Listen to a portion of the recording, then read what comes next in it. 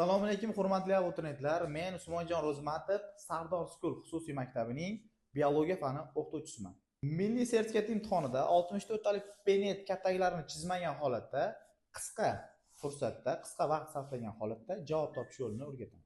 Biz boshladik. No'xat o'simligida donining sariq rangda bo'lishi, donining yashil bo'lishi ustidan hamda yashil rangli dukkak, sariq dukkakligi ustidan hamda gultoji bargining qizil bo'lishi, gultoji bargining oq bo'lishi ustidan to'liq dominantlik qiladi va alohida avtosomalarda joylashgan genlar hisoblanadi. Endi barcha belgilari bo'yicha heterozigota organizmlar chaqishtirildi hamda jami F1 avlodda 1920 ta avlod olindi.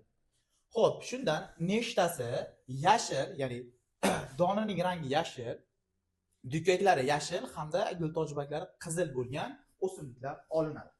Bizda agar tirik heterozigota organizmlar o'zaro chaqishtirilganda bilamiz 64 ta organizm olinadi. Ya'ni 64 ta penet kataklarni chizishimiz kerak. Mana shu 64 ta penet katak chizmagan holatda qisqa javob topish. Xo'p, biz alohida A genlarini, ya'ni mana duraga chaqishtirish bo'yicha penet katakchasini chizib olamiz. Ya'ni bu yerda bizga kerak bo'ladi yashil rangli, ya'ni yashil donli o'simlik kerak. Bizda 4 ta organizm bo'lsa, shundan faqat bittasida yashil belgi, ya'ni resessiv gamozigota holatda bo'ladi.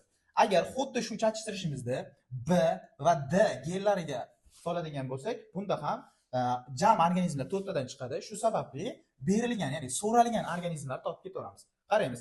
Xo'p, birinchi, ya'ni A'larni chaqishtirganimizda 4 tadan bitta organizm olinadi. Xo'p, keyingisi yashil dukkak bo'lishi kerak, 4 tadan 3 ta.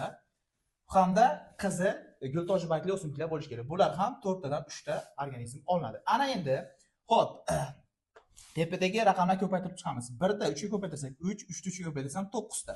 Demak, 4 ko'paytirilgan 4, 16, 16 ni 4 ga ko'paytirsam 64 ta. Demak, bundan ko'rinib turibdiki, 64 ta organizmdan 9 tasi bizda so'ralgan organizm, ya'ni yashil donli hamda yashil dukkakli o'simliklar hamda gultoji barglari qizil bo'lgan organizmlar olinyapti.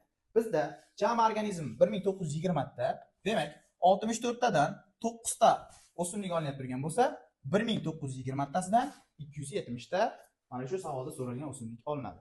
Ana endi siz 64 talik penet kataklarni chizmagan holatda qisqa vaqtda javob topish usulini o'rganib olasiz.